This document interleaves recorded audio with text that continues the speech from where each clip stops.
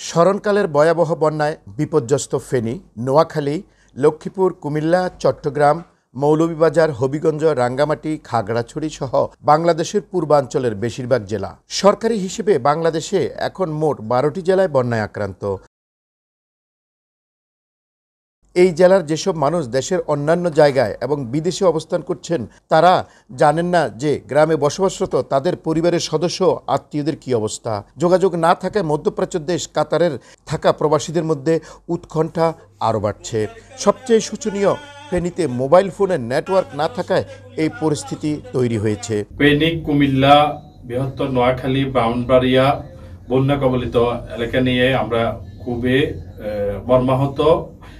আমরা সরকারের কাছে আবেদন করব যাতে আমাদের এলাকায় নেটওয়ার্কগুলা ঠিক থাকে, তাহলে অন্ততপক্ষে আমরা আমাদের পরিবারের মানুষগুলোর সাথে কথা বলতে পারবো, ভালো মন্দ জানতে পারবো। একই অবস্থা অন্য জেলাগুলোরেও।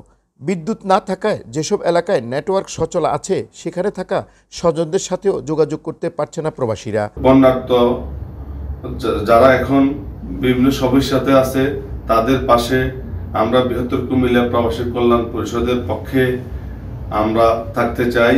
ফেনী, নোয়াখালী, ব্রাহ্মণবাড়িয়া, কুমিল্লা সহ বন্যার যে করুণ পরিস্থিতিতে আমরা চিন্তিত। আমরা চাই তাদের পাশে থাকতে। এদিকে দেশের এই দুর্যোগে সবসময়ের মতো পাশে দাঁড়াতে চান প্রবাসীরা। নিজেদের সাধ্যমতো অর্থ সহায়তা দিতে চান বানবাসী মানুষদের। এই বিষয়ে তারা দূতাবাসের সহযোগিতা চান। দেশের যে কোনো প্রয়োজনে সবার সাথে কাঁধে কাঁধ মিলিয়ে কাজ করার কথা জানালেন কাতারের থাকা প্রবাসীরা। গোলাম মাওলা হাজারি, ৭১, দোহা, কাতার।